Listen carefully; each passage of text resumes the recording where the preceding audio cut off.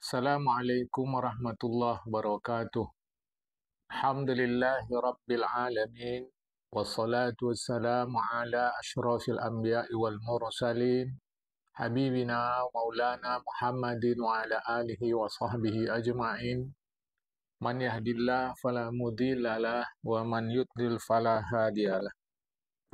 Qala al-musannifu rahimallahu ta'ala wa nafa'ana bi'ulumihi fid dharain. Amin. Summa qala. Bab ihsani ilal yatimi, bermula ini bab mengasihi anak yatim. Dari Abul Waraqa dia mengatakan, aku mendengar Abdullah bin Abi Aufa mengatakan Rasulullah bersabda, siapa yang mengusap kepala anak yatim karena kasih sayang kepadanya, Allah tuliskan untuk yang mengusap itu setiap satu rambut yang dilalui oleh tangannya satu kebaikan. Dan Allah hapus dari orang yang mengusap itu setiap satu helai rambut satu kejahatan atau keburukan. Dan Allah angkatkan untuk dia setiap satu helai rambut itu satu tingkat. Dalam riwayat yang lain, siapa yang mengusap kepala anak yatim, la yamsahu illa lillah, tiada dia lakukan itu kecuali karena Allah Ta'ala, maka untuk yang mengusap itu setiap satu helai rambut adalah beberapa kebaikan. Siapa yang mengasihi anak yatim, perempuan atau laki-laki, yang anak yatim itu berada dalam asuhannya, kata Rasulullah, maka aku dan dia yang mengasuh itu berada di dalam surga seperti kedua jari ini. Rasulullah menunjukkan kedua jarinya. Dari Abdullah bin Abbas radhiyallahu taala anhuma, dia mengatakan Rasulullah bersabda, siapa saja yang mengasuh anak yatim dari sekian banyak anak yatim orang-orang Muslim, lantas dia ajak makan dan minum bersama, man dhamma yatiman. Tapi di sini bukan maksudnya mengasuh dalam pengertian anak itu ada di rumah kita, tetapi dalam pengertian peduli pada makan dan minum anak yatim itu walau tidak dalam rawatan dia. Sehingga anak yatim itu merasa cukup pangannya dipenuhi oleh Allah Ta'ala. Maka Allah mewajibkan untuk orang itu masuk ke dalam surga. Ini bahasa mewajibkan menunjukkan keseriusan. Bukan berarti Allah wajib ya, karena tiada siapa yang menetapkan hukum kepada Allah. Jadi sudah pasti masuk surga, kecuali kalau dia melakukan perbuatan yang tidak diampunkan Allah Ta'ala. Dan siapa saja yang Allah ambil permata hatinya, anaknya, kemudian dia sabar dan ikhlas karena Allah, Allah Ta'ala juga masukkan dia ke dalam surga, kecuali kalau dia melakukan perbuatan yang tidak diampunkan oleh Allah Ta'ala. Ditanya, apa yang dimaksud dengan karimah ya Rasulullah? Rasulullah kata ainuhu. Jadi karimah, kemuliaannya, kehormatannya, maksudnya adalah permata hatinya. Siapa yang punya 3 anak perempuan atau saudara perempuan, kemudian dia didik dengan baik, dia penuhi kebutuhannya, anfaqah. Ya, anfaqah itu dia memberikan nafkah, memenuhi kebutuhan anaknya, kemudian meninggal 3 itu, atau saudari perempuannya, atau dia binakan untuk mereka rumah tangga, maka Allah Ta'ala wajibkan juga untuk dia surga, kecuali kalau dia melakukan perbuatan yang tidak diampunkan oleh Allah Ta'ala. Ketika itu datang seorang Arab dari dusun, bertanya kepada Rasulullah, ya Rasulullah, bagaimana kalau 2 orang? Kalau 2 orang sekalipun. Itu ya. Abdullah bin Abbas apabila menyampaikan hadis ini, dia berkomentar, inilah demi Allah termasuk di antara keajaiban, keanehan hadis Rasulullah.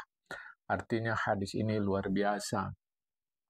Dari Abu Darda, ada seorang sahabat menjumpai Nabi, dia memberitahu ya istilah kata curhat dia kepada Nabi, mengapa hatinya begitu gelisah, tidak enak, kata Nabi, In saraka an yadina kalbuka, kalau kau ingin sarro gembira, jika engkau ingin sehingga engkau gembira bahwa hatimu menjadi tenang kembali, usaplah kepala anak yatim dan penuhilah kebutuhan pangannya.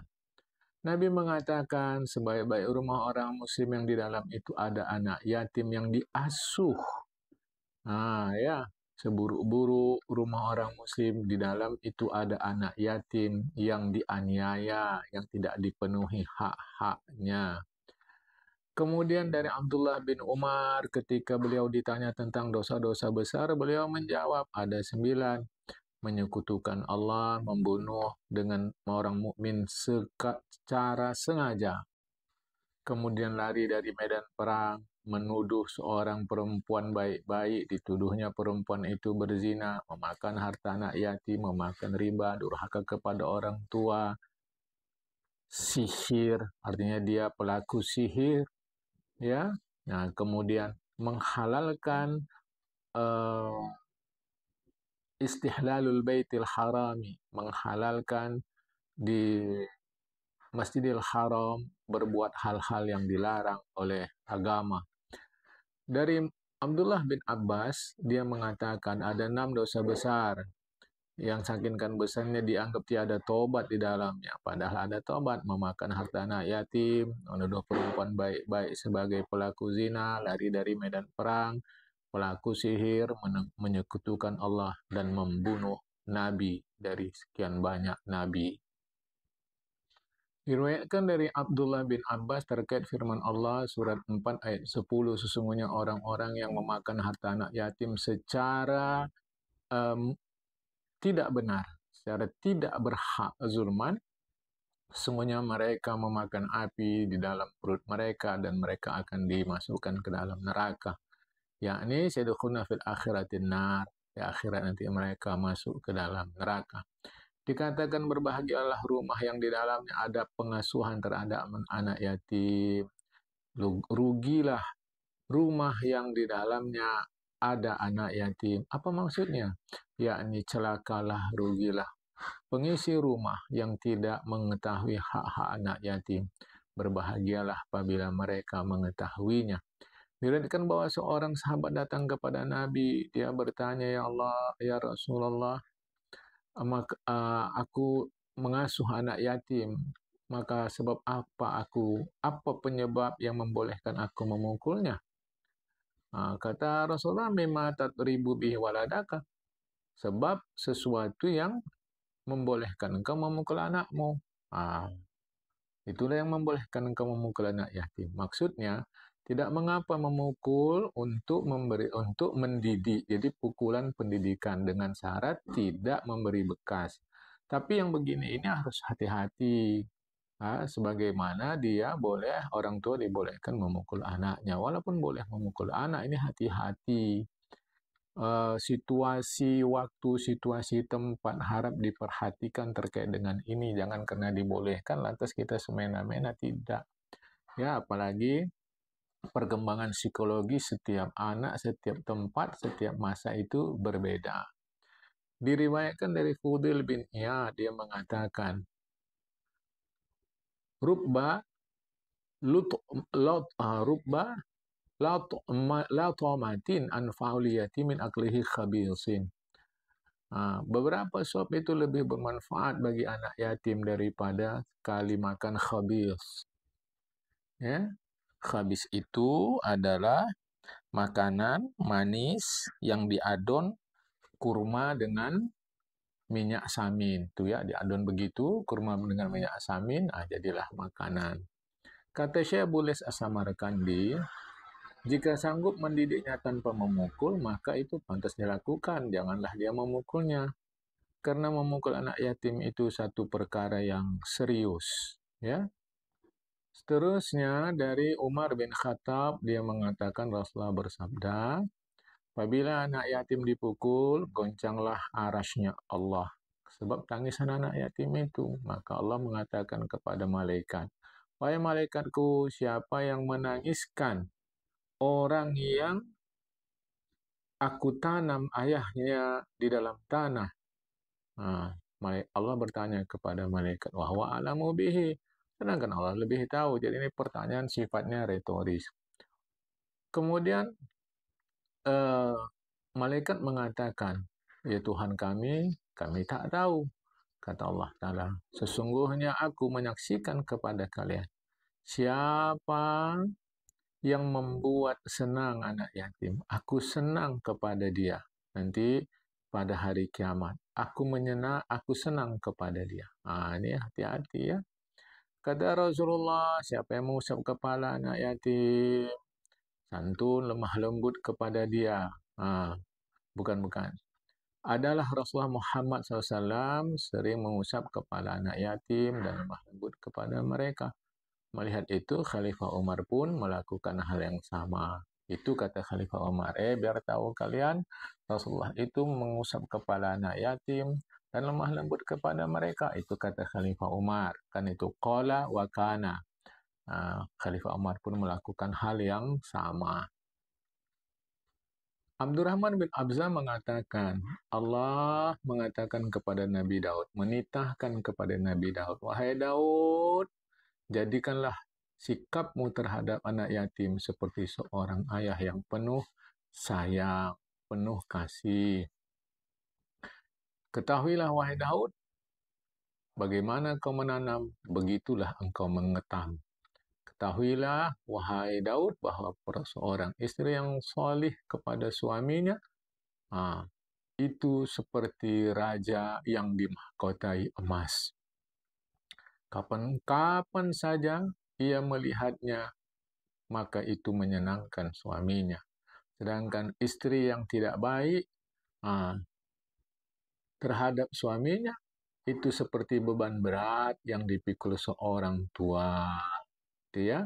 Dari Zaid bin Aslam radhiyallahu anhu bahwa Nabi mengatakan, aku dan penanggung jawab keperluan hidup anak yatim yang beragama Islam seperti ini nanti di surga. Rasulullah pun menyatukan kedua jarinya bain asbu'aihi, ya. Kemudian berikutnya dari Abul Khalil yang mengatakan, aku memperhatikan terkait masalah Nabi Daud. Dia mengatakan, permintaan atau pertanyaan atau permohonan Nabi Daud kepada Allah. Wahai Tuhanku, apalah balasan orang yang mengasihi anak yatim dan para janda karena mengharapkan ridhamu? Kata Allah Ta'ala, balasannya aku lindungi dia nanti di bawah naungan lindunganku pada hari yang tiada naungan, tiada lindungan kecuali naungan atau lindunganku. Dari Auf bin Malik al-Ashja'i bahwa Nabi Muhammad SAW mengatakan, tiadalah seorang muslim yang memiliki 3 orang anak perempuan, kemudian dia penuhi kebutuhan sandang pangan papannya, sampailah nanti dia menikah atau meninggal, kecuali yang 3 orang anak perempuan itu menjadi pelindung ayahnya daripada dahsyat api neraka, jadi selamat. Lantas ada seorang perempuan bertanya, sahabat perempuan, ya Rasulullah, bagaimana kalau dua? Dua pun begitu juga, kata Rasulullah. Kata Nabi, kata Rasulullah, aku dan perempuan yang hitam pipinya nanti berada di surga seperti kedua ini. Rasulullah mengisyaratkan dengan 2 jarinya. Kata-kata perempuan yang hitam kedua pipinya itu adalah kiasan dalam kalangan orang Arab terhadap perempuan yang ditinggal mati oleh suaminya. Kemudian dia mampu mengendalikan dirinya mengurus anak-anak perempuannya sampai mereka nikah atau meninggal. Itu ungkapan biasa di kalangan orang Arab yang hitam kedua pipinya. Disebut demikian karena dia tidak lagi sibuk berhias, saking fokus perhatiannya mengurus anaknya sehingga berubah warna pipinya. Itu memang begitu ya. Ibarat seperti api. Api jika membakar satu tempat, maka tempat itu menjadi hitam. Kira-kira begitu. Sangkinkan sangkinkan pedulinya dia, sangkinkan capeknya dia, sangkinkan beratnya dia, jadi rasa-rasa macam terbakarlah diri dia mengurus anak tadi. Sehingga disebutlah hitam pipi. Itu bahasa ungkapan, bahasa kiasan ya dari Anas bin Malik radhiyallahu anhu dari Nabi. Kata Rasulullah, siapa yang pulang dari pajak, kalau cara kita di Medan, kalau bahasa Indonesia secara umum pasar, siapa yang pulang dari pasar membawa jajanan untuk anaknya, itu seperti membawa sedekah, sampailah dia letak, dia berikan ke mulut mereka. Kalau ada anak laki perempuan, anak perempuan dulu kan, kata Rasulullah, waliyabda bil inas, karena Allah Ta'ala lembut kepada perempuan. Siapa yang lembut kepada perempuan, itu persis seperti orang yang menangis kepada Allah karena takut kepada Allah. Takut dalam pengertian merasakan kehebatan Allah Ta'ala. Siapa yang menangis karena takut merasakan kehebatan, keagungan, kemuliaan, keluhuran Allah Ta'ala. Jadi takut di sini bukan takut seperti kita takut kepada benda-benda yang kita takuti, seperti entah harimau, entah gelap, bukan ya. Takut merasakan kebesaran Allah Ta'ala. Siapa yang menangis karena takut merasakan kebesaran Allah Ta'ala, Allah ampunkan dosanya. Siapa yang menggembirakan anak perempuannya, Allah gembirakan dia dari keduka lara pada hari duka lara. Maksudnya pada hari kiamat. Kata Rasulullah, wahai Ali, kalau anak yatim menangis karena dizalimi hak-haknya, kena dianiaya hak-haknya, arsy pun bergoyang. Allah Ta'ala mengatakan, wahai Jibril, luaskan neraka untuk tempat khusus orang yang membuat anak yatim itu nangis. Aku akan membuat orang yang mengakibatkan anak yatim nangis itu, akan kubuat dia menangis pula. Luaskan surga bagi orang yang membuat anak yatim tertawa. Artinya yang menggembirakan, menyenangkan anak yatim itu. Karena sesungguhnya aku akan membuat dia yang menyenangkan, menggembirakan anak yatim itu, akan kubuat dia senang dan gembira. Nah, hari ini sampai sini dulu. Nanti akan kita sambung zina, bab tentang zina. Assalamualaikum warahmatullahi wabarakatuh.